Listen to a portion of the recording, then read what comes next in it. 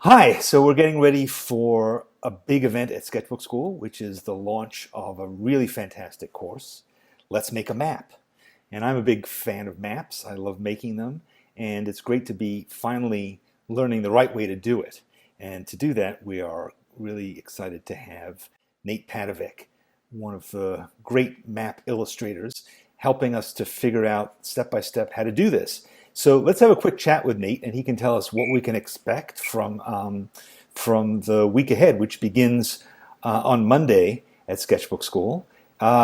Here's Nate. Hi, Nate. Hey Danny, how you doing? Good, thanks. Good. So you are in your fantastic studio in the Mission District in San Francisco, and you have an enviable bookcase behind you. Oh yeah, I've got about 15 feet of books. They just keep going and going and going. Man, I am so They're jealous. not all map books. Well, we used your studio as one of our locations, and you share a lot of your books from that wall, books of maps, and tell us some of the great ones in your collection. Tell us a bit more about what this class is going to be like. Oh, let's see. Well, one thing I like about the class is that we front loaded it with a lot of good, solid foundation information about maps. We talk about the history of illustrated maps. We talk about all the elements used in the map, in a map. We define those elements, and then we go into a lot of detail with inspiration. Like you said, I pulled some map books from my shelf and I thumbed through the map books and I talk about some of my favorite illustrated maps. And then we hop over to They Draw and Travel, and we look at some of my favorite illustrated maps from that site. And I talk about why I like those maps. So hopefully, after the first few lessons in the course, everyone will get a sense of what kind of map styles they like. And then once the nitty gritty of the course starts, they'll learn how to apply their sense of style to what their idea of a map might be. I think that's great because I think one of the questions that people have is what would I do? How would I make a map? Just the whole thought of making a map seems a little alien. Yeah, until you start thinking like, well, we've all like given somebody instructions, turn left at the, crossroad kind of. We've all made little doodling maps, and this is kind of just a step beyond that, really. Kind of. Like when I make a map, just for my personal use, I think of like what if I'm telling a friend to visit a city that I love, like what would I tell that person to do? Like what was my favorite museum? What hotel did I stay in? What beach did I love? What shops did I visit? And I just make an illustrated version of that. I think also the opportunity to kind of think of a map as a way of telling a story, of organizing information. So you could tell a map that's about history, or that's a map about your own personal history, and so forth. There's a lot of kind of emotional aspects to making a map as well. Yeah, I've seen some really good maps created by artists who documented their honeymoon, for example. Also, maps that document or that illustrate a person's hometown. I mean, it tells lots of personal detail, like the tree fort they built, where they broke their leg, their playground, where their school was. Um, and they're not always incredibly accurate, but accuracy isn't at all important. It's more just about telling the story as you remember it. And that's the beauty of illustration.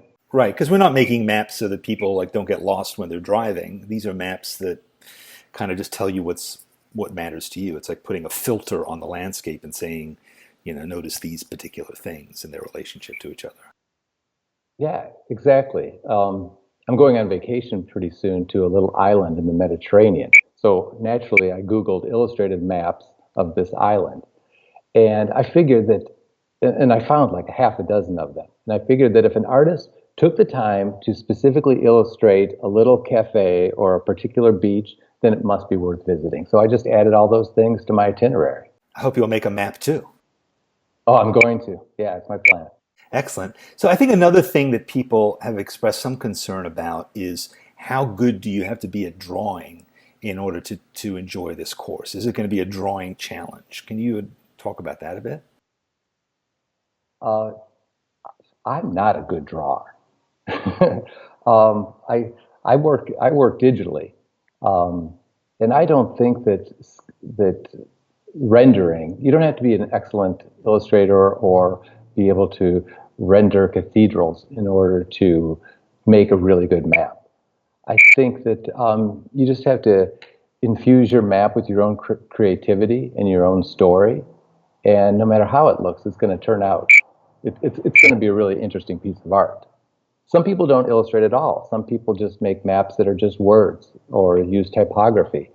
Some people make maps that have no words. They're just doodles. Right. So there's as many ways to make maps as there are map makers.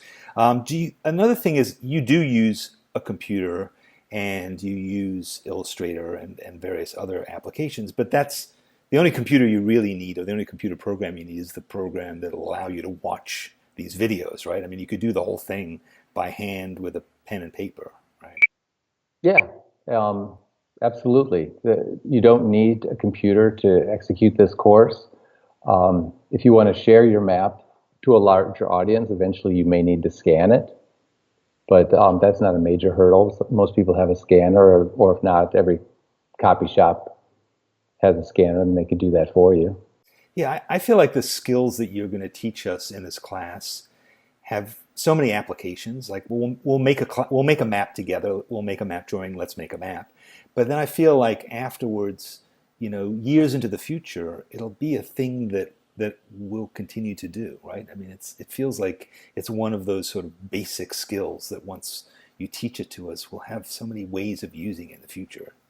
I think it helps you look at space differently. Um, Map making comes naturally to me. I don't know why. I've illustrated hundreds of maps. So when I go to a place, I'm able to, like, I'm on vacation somewhere, and it's towards the end of my vacation. I find myself in a coffee shop with my sketchbook, and I end up sort of illustrating the time I spent in that place. Um, that's maybe not easy to do the first time, but once you sort of learn the basic tenets of map making, then when you go to a place, you'll be able to apply what you've learned to create your own little map of wherever you are. I've heard a couple of people say, "Is this a course I could take with kids?" What do you think about that? I mean, I remember making maps as a kid. I think it's a kid kind of thing to do as well, isn't it? I think so. I haven't tested it with kids. Um, One thing about the course is it's divided into sections. And like I said earlier, the beginning of the course has shows a lot of examples of illustrated map artwork, and I think that will really open up the eyes to a child. And the rest of the course are step-by-step instructions. And at each point along the way, I tell you whether or not this is important. Like there's one part where you need to where I teach the class where I teach students how to use Google to plot points and print out a proper map. Well, for kids, they don't need that. If you're just making a map of your backyard or the walk from your house to school, that step can be skipped. Right. Well, good. Well, I think it's going to be really fun. I think a lot of people are excited about it. I can't wait for people to start sharing maps. I'm sure that's going to be a really amazing moment when suddenly these maps start popping up in the galleries in the classroom. Me too. Will they share their sketches as well? You've given us a few opportunities to answer questions and to think about stuff. So I think that there'll be ongoing discussions, and I think we'll get to see how people's work evolves and how they make decisions, and also to get support and encouragement from each other. And of course, you're going to be there on a week after the class starts, or the weekend after the class starts, to answer questions that people have. We're going to do a special webinar with you. And Kosha's very excited about the class, and she's going to be she's going to be doing the homework. She'll be doing the study hall, and she's going to be chatting with you and asking you some questions. So that'll be next. I think it's a Saturday after the class begins. So there'll be a lot of opportunity for people to kind of hear and get even more guidance from you, which I think is a great part of the class too. I can't wait. I'm going to be watching the class virtually every step of the way. Great. Well, thanks so much for being so generous with your time and putting so much thought and effort into this class. I think it's one of our most sort of carefully thought through courses. That is, you've really put a huge amount of energy into giving us many, many examples, giving step-by-step instruction as to how to do this, and just being just generous with your support and your help. And of course, you run a fantastic website. They Draw and Travel, and also they Draw and Cook, but they Draw and Travel more specifically. And I would urge anybody who's even vaguely thinking about this class, and hopefully that's everybody who's watching this video, that you go to theydrawandtravel.com and just start to kind of wet your whistle and get some ideas of all the cool things that you can do, and also see some of Nate's work as well. Yeah, thanks, Danny. They Draw and Travel, it is truly a treasure trove of inspiration. And yeah, thanks for letting me conduct this course. It's really been a pleasure. Excellent. Good. Well, we'll see you in class. Thanks again, Nate, and see you on Monday. Bye.